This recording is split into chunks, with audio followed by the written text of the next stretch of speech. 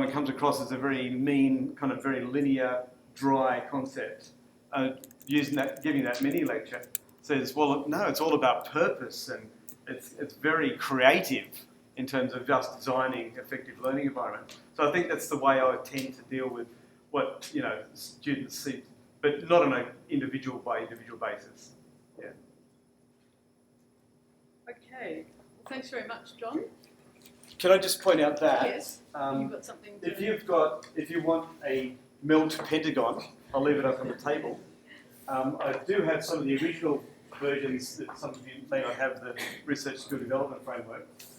And last thing, having an international conference next year called iMelt, and there's some flyers for that up here. It'll be a really cool one in the Adelaide Wine Centre.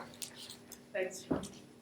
Okay, so for our last presentation this morning, another aspect that people ask about is evaluating. How do I evaluate the effectiveness of what I've been doing? And so Michael's going to give us a summary, because obviously this time is of a very interesting series of changes they made to a course and what you found. Thanks, guys.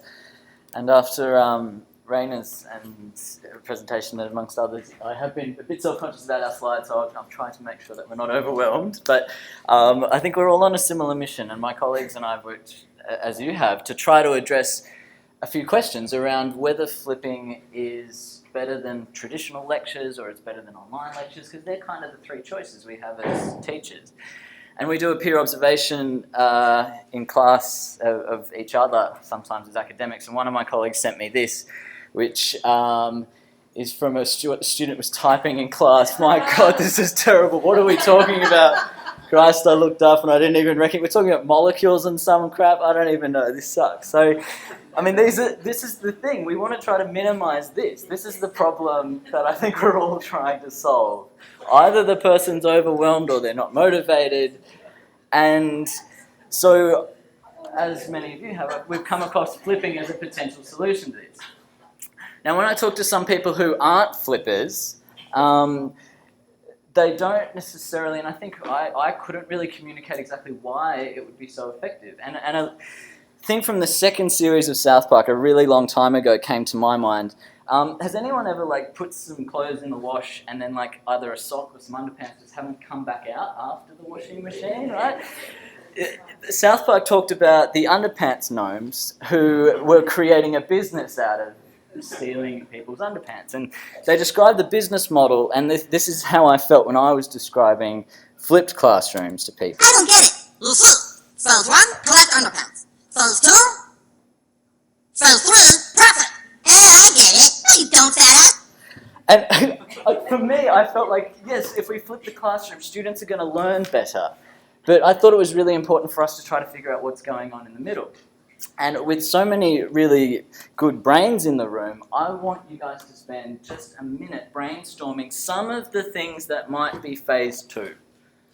What is it that leads to more learning when you flip a classroom? So just for 30 to 60 seconds now, just in the groups of people around you, what are some of the things that we might put in phase 2? There you go.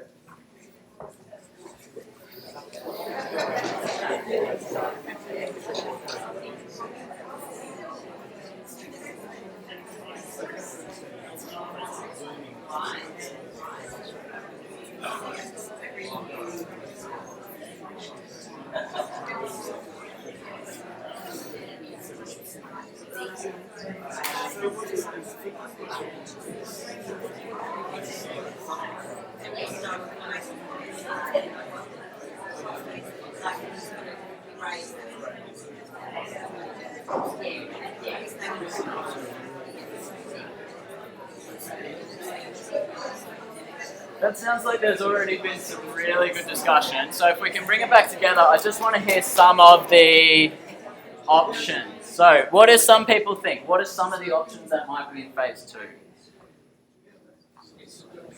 Pardon? The doing, the interaction, yeah? Good. Any other sort of... So it's not just the memorization, it's the higher level thinking, which you were talking about earlier. Good, yeah? We had two things. One was that there's actual time for reflection between phase 1 and phase 3.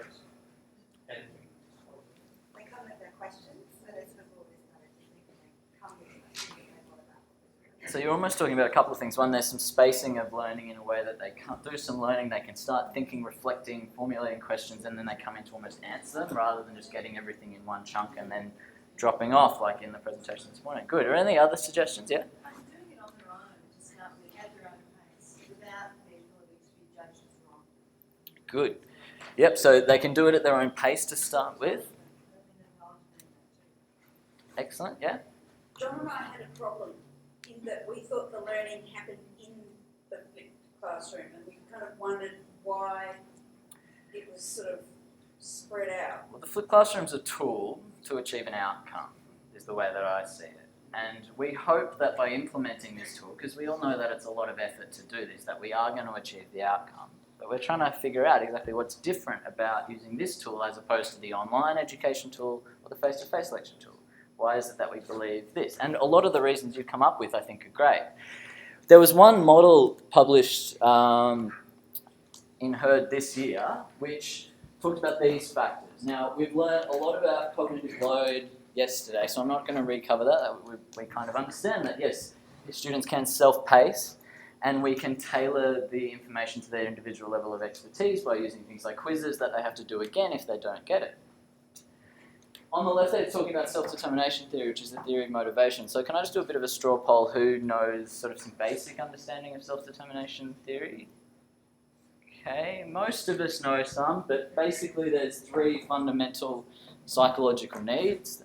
If we can give people a sense of control, or that doesn't have to be choice, that can also be a strong rationale. For example, what Peter was talking about this morning. If you give a strong rationale, it gives people a sense of choice, they'll be more motivated. If they get a sense of connection to others, they'll be more motivated, that's that relatedness.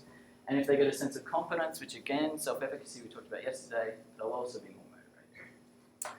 So, using that sort of model of how people learn, which combination fits with this model where we've got the theories and the data, which is sort of part of what we teach in psychology, doing online lectures or face-to-face lectures, and the problems and the case studies and that higher order thinking being like a face-to-face workshop or online kind of homework, which is sort of the traditional way of doing it. So which combination do you think might fit? And I think I'm preaching to the converted a little bit here. If you were trying to, so if we were going, what do we think the theories and data? Does it matter if it's online or face-to-face? Is there one better than the other? What do you think? Based on the model, yeah. well, I think actually perhaps online lectures, sorry, on face-to-face lectures may be better because there's more dynamic flow about it all, and the person can respond in different ways, whereas online lectures are a static thing. It's a static thing, but if someone's in a face-to-face lecture and they're not keeping up, then they get left behind, for example. If something's online and they're not keeping up, they can go back potentially and redo it. So based on that thinking and this tailoring to expertise and self-pacing, the argument is why flipped might work is that it targets that part quite well. That online lectures target this self-pacing and tailoring expertise at the beginning. Right, I see your hand coming up. The thing is also, you're saying online lectures, which I guess to us, we're always thinking online lectures are long. And what we actually find in practice is that we're ending up segmenting Yes. content. And that's so important as far as in terms of better management Of cognitive load rather than having one big. Having online lectures is a bit of a quite rare. But online, the online, using projects to do all those. So if we had, I know if we had to choose between a, segmented and a big online lecture, I think all of us would agree that we'd prefer to have it segmented. But for the purpose of a theoretical argument, and coming as a psychologist, I'm finding it hard to get rid of that theory. If we had to choose between the two, the argument is that an online lecture would do this section first. It also targets the need of autonomy because you can watch it when you want, where you want, how you want, in chunks or not. Okay, so they have more control. As far as managing problems and case studies, the theory is that doing that interactively promotes a sense of connection and a sense of competence because you're learning from other people so that you can both get that sense of shared understanding together, that sense of competence from that, but also that interaction with others. You might be more likely to make friends and get to know new people and build that motivation that way too.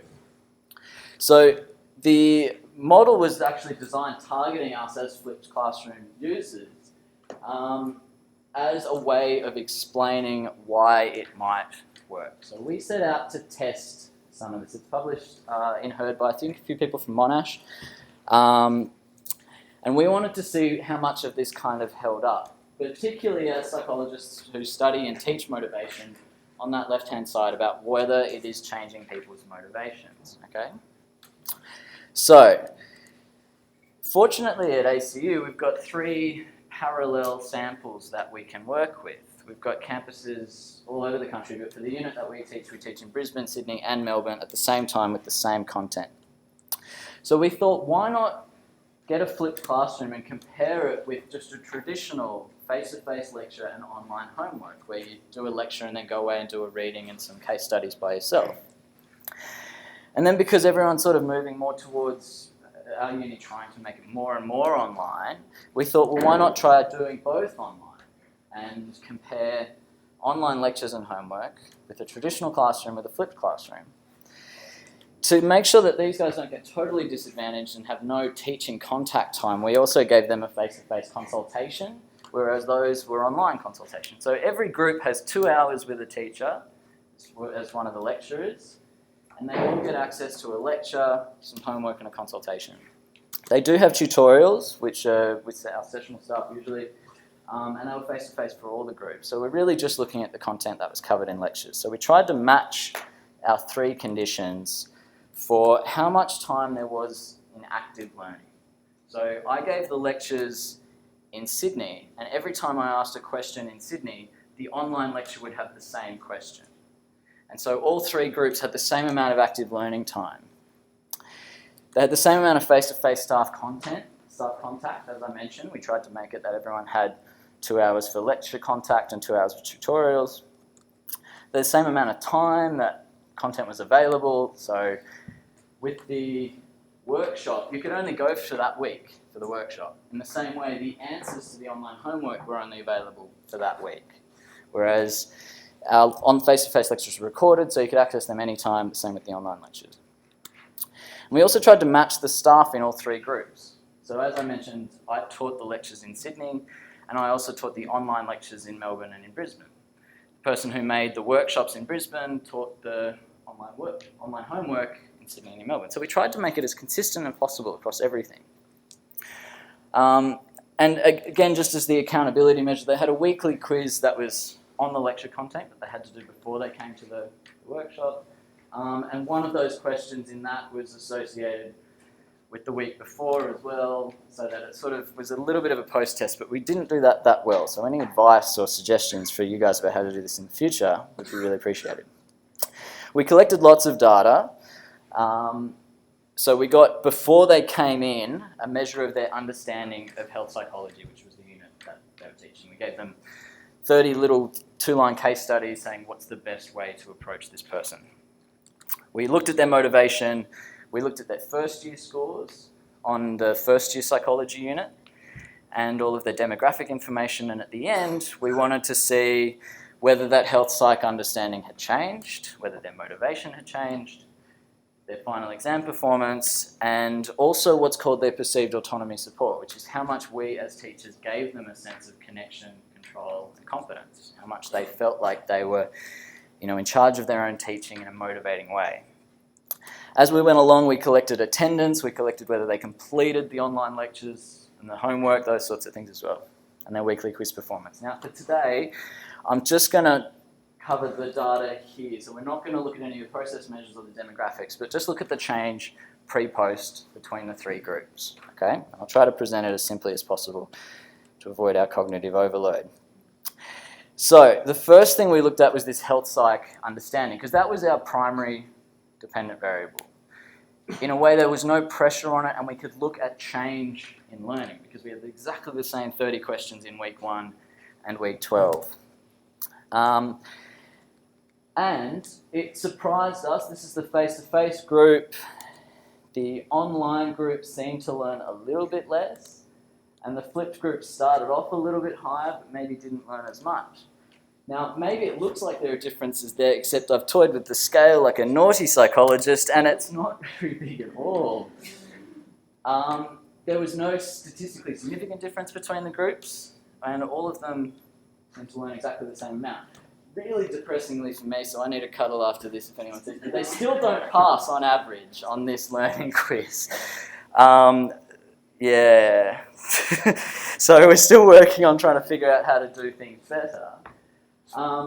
When we looked at their motivation, apparently it's quite consistent that there's a steady decline in motivation across time, and we were able to replicate that. But they had the biggest reduction in their motivation from my face-to-face lectures, particularly for the autonomous ones. They were less doing it because they wanted to. They felt more controlled, perhaps, being in a face-to-face class. They had less freedom over the way that they did it. But again, I've been naughty with the scale there, and the differences are really negligible between the three groups. When we looked at their first year scores and how that changed over time, you can see that it looks potentially like the people in the online condition are underperforming a little bit, but there doesn't seem to be there was no statistically significant interaction or difference between the online group, between the face-to-face group and the flipped group. The reason why I think it's really important, and this is a bit of another tirade, about why we really need to be careful about internal validity, is just out of interest I compared the same cohort last year in all three conditions with the cohort this year. Now, you wouldn't expect any difference in the face-to-face group because they got exactly the same thing, except this time we were measuring them and they had that little pre-post quiz. That was the only difference. There was a difference of 10 points by not doing anything differently. So both of these were face-to-face. The only difference was now that they had a quiz at the start of the year and a quiz at the end of the year that they got feedback on, and that was a 10-point difference. So looking at year-by-year cohorts, even if you change nothing, you can get huge differences, which is why you really need to try to control for as much as you can. So the psychologist in me is saying we've got to be really careful about our internal validity when we start trying to make conclusions. It looks like again, the online condition probably maybe did a little bit worse there, but we haven't tested the significance of that relationship yet. Finally, and I think this is really interesting, is the perceived autonomy support. And remember, this is kind of like the thing that we've got the most control over motivationally. And the face-to-face group did significantly worse than the online group. The online group felt like they were more controlled. They had a higher sense of competence, sense of connection to other people, which was a bit weird, and a sense of control, which makes a lot of sense. The control part makes sense, because you can do it at home, you can work it around your work schedule and all those sorts of things. But also, a bit disappointingly, is that they were statistically significantly higher in that online group than the flipped group, too. Flipped felt like they were more controlled, potentially because they had to come to a class, they had to do all this work beforehand, they had to do the quiz at a time, at a place. And that seems to suggest, as far as motivational processes, that the online was the most favourable from the student's perspective. So if we come back, and this was sort of our research design again, I've summarised the key findings. I managed to crush my poor students' intrinsic motivation, which was depressing.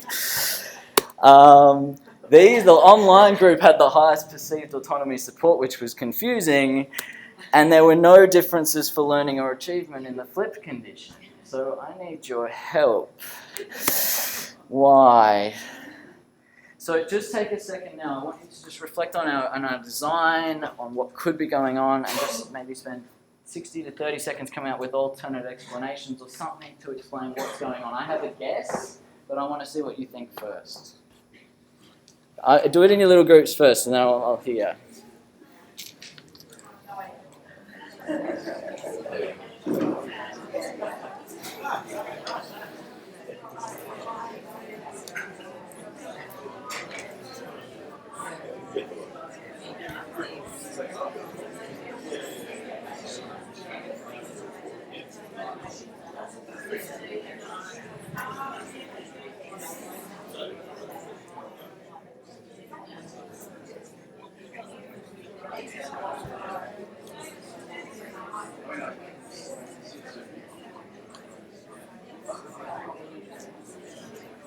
All right, team, I might hear a few answers if you've got a moment. Peter had his hand up a second ago. I might pick on him first. If we can just listen up and hear what we got.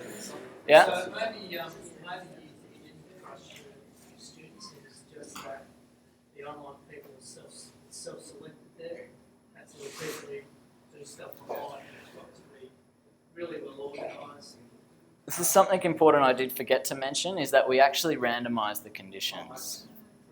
So we had a public forum like this, drew names out of a hat, and just happened to be Sydney that got this group. Melbourne happened to just get they had no choice. So, sorry. Yeah? I'm an ACU as well, Yeah. and my teacher wasn't great in different subjects, but I wonder what's maybe not factored into that is that consistently I have a cancer bent. So, like my Melbourne students, different, one group of students consistently year after year are at that sort of level. Just perform a little bit. Yeah. And I think that it's, I can't see how you could actually work that into that, because you also kind of have, they self-select a few on and a few on this face-to-face. Yeah. It's logistically possible to run it like that, but I think that that's potentially Maybe one of the campuses different from the other campuses. yeah, so you could try running, strategically running that on different campuses to look at to see if there's, I think that's potentially. Yeah. Well, look, we've got a very good statistician who's going to try to do a propensity score analysis to make the campuses as equivalent as possible based on how far they live from the uni, what their ATAR was, what their entry score was. By looking at their learning, we're hoping that if they were less able students at the beginning, that we're kind of controlling for that too. But look, I'll put forward my hypothesis, and maybe during the break, if you've got any suggestions, I would love to hear from all of you. This was an article that I think came out this year that said improvements in flipped learning may simply be the fruits of active learning, and they did exactly the same thing we did. Their lectures that were online were as active as their lectures that were face-to-face, and their flipped classrooms were as active as their online kind of homework or case studies and things. And they found exactly the same sort of results. There was no difference in people's academic performance when you control for the amount of active learning. I think the beauty of a flipped classroom is it forces us to do active learning. Partially because of the way that it's set up, and partially just because of, it's almost like, I forget the story, but who's the captain who tied his hands to the front of the ship to stop the sirens, tempting him forward, Yeah. Who was it? Sorry, I've forgotten the name. Ulysses, yeah, it does that for us. We have our hands tied. We create little small group environments where we can't take control anymore, okay, and try to do our didactic teaching. And so I think active learning is phase 2.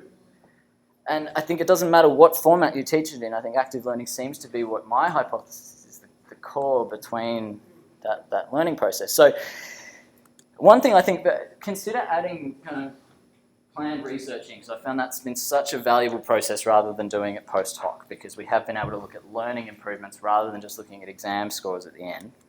And really consider the internal validity, because as we mentioned, even if you really don't do anything, sometimes things happen if you look cohort to cohort. So it's good if you can try to do either randomised or counterbalance repeated measures designs are really good if you can try to do something like that. All teaching online face-to-face can be active if you set it up correctly. And I think we should all sing the motto from all of the workshops that we did, which is that it's teaching. So that's what I think we learned. So thanks, guys. Any other questions? So some questions for Michael, but while we've got questions, if the people who presented this morning would be happy to come and sit out here, as well as Raina and Carolyn, if you would like to come out for just a discussion. But some questions for Michael while people are moving out. No questions. So is Everyone's grieving. I have comments on my downstream effectors, so my third years and fourth year course learners who say that their students are better learners, that they will engage in stuff. So maybe actually measuring age, like just by looking at numbers and grades and that are 3 years before tests, maybe the students are better at applying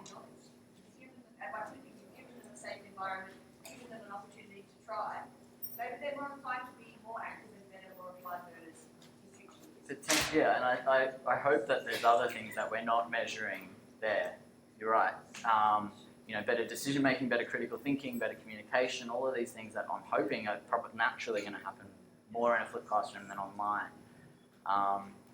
But I don't know how to measure that. Especially if you flip in turn-based situations, you know, part of the graduate attitude, we expect our graduates to be able to lead groups and participate in groups, and their skills that we learn through these types of activities. That's true.